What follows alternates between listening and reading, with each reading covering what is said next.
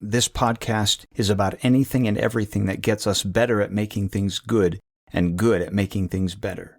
It's called Extreme Stewardship because the first thing to say about getting better at making things good and good at making things better is that both we ourselves and whatever we're working on don't belong to us. We are stewards of what is God's, not owners of what is ours. And in a world that prioritizes getting as the ultimate good and self as the ultimate end, that's pretty extreme.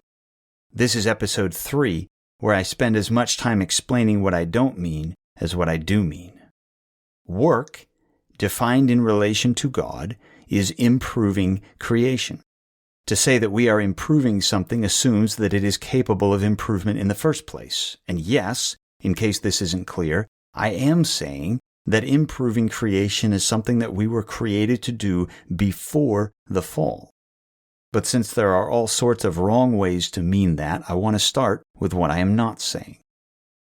There used to be a grading system in kindergarten, or maybe it was lower elementary grades, that instead of grading things with an A, B, C, D, F like we usually do, it was O, G, F, and N.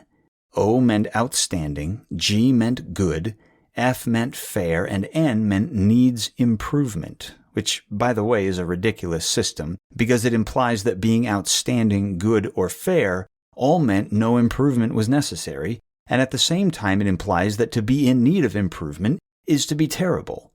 So when I say work is improving creation, you might think I'm implying that God did a lousy job on days 1 through 5, so he brought us along on day 6 to fix all his mistakes. No, that is not what I am implying. I am not implying that God was a needs improvement level creator.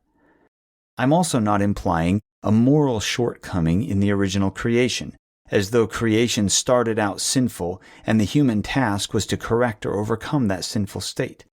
The problem is that we think of the original creation being perfect. I've heard that word in sermons on creation. I've read it in children's Bibles that tell the creation story. God created everything perfect, and then sin messed it all up, and so on and so forth. That's not what Genesis says.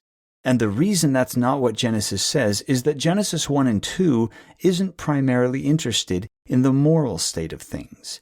It's interested in the functional state of things. Functionally, God makes everything good. Good means capable of doing the job for which God created it. Functionally, perfect would mean has already completed the job for which God created it. That's what perfection language in Scripture typically means. It means complete, done, finished. It means something has reached its ultimate end and there's no more work to do. Like when Jesus says he has completed the work that the Father had sent him to do. That work is perfect because it's done. But Genesis doesn't say creation is done in that sense. It doesn't say there's no more work to do. Quite the opposite, in fact. It says the last thing God created was workers, and that doesn't make a lot of sense unless there is work still to be done. It's worth noticing as well that God's creation is dynamic by design. The improvement of that creation is not an accident, not a consequence of sin. He set it up that way on purpose. God intended from the beginning for creation to move, to grow, to produce, to cycle through seasons. I'll say it again. Creation is dynamic by design.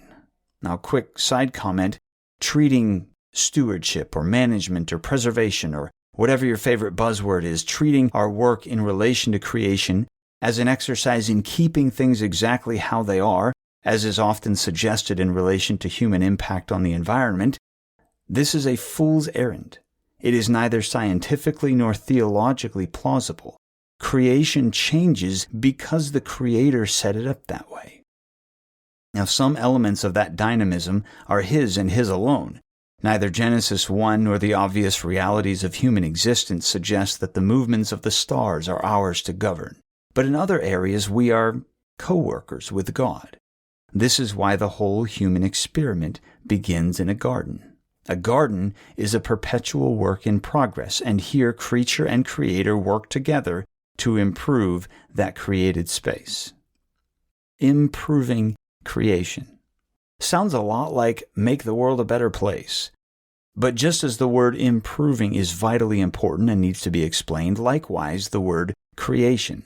I have to name all that exists as creation because there's nothing more important to be said about anything than that God created it and God owns it. The land, the agriculture, the office, the document, the meeting, the people, the product, the website, the platform, the curriculum, it all comes from God and belongs to Him and serves His purposes before it is or does anything else. So when I get ready to work to improve creation, the first thing I have to remember is that I am working for someone else and I am working with someone else's stuff. If you're a Dave Ramsey fan, you've probably heard him talk about moving from the slavery of debt to the freedom of ownership. Now that's great financial advice, but I think we need to say it a bit differently in this context. I heard someone say it this way, and I think they were exactly right. For the Christian, it's not so much about moving from the slavery of debt to the freedom of ownership, but rather about moving from the slavery of ownership to the freedom of stewardship.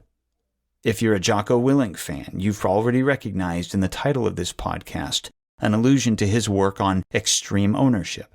I'm a big fan of Jocko, just to be clear, but since I'm defining things theologically, I can't use owner to describe me. I don't own anything. Economically, legally, sure, I own my house, my car, etc. If I define ownership in those terms, it fits my human experience just fine. Or if I define ownership as Jocko does, as something like a synonym for responsibility, sure. But theologically, the boot doesn't fit. You and I, as image bearers, are neither slaves nor owners. We are stewards, and you might know Paul's statement that it is required of stewards that we be found faithful. And of course, the first step in being a faithful steward is recognizing that we are, in fact, stewards, not owners. It starts by looking around me and seeing everything within my circle of influence not as something I own, but rather as something that He made. Here's an example. I know a man who started a business 30 years ago, built that business from the ground up, worked hard, and over the past few years he's begun the process of turning that business over to his kids. The business has 2 major components. He has 2 kids. They each get one piece of cake. But he found out in this process that one of his kids wanted to own his piece of that cake. He wanted the business to serve him. And so my friend went to his son and fired him. Kicked him out of the office, kicked him out of the business, because my friend would tell you that he doesn't own anything. He is a steward, and as a steward, it is his responsibility to serve the interests of the real owner, up to and including kicking his own son out of the business because his son does not have the interests of the owner in mind. So it starts there. We are in the business of improving someone else's creation. How exactly do we go about that task? Episode 4 would love to tell you all about it.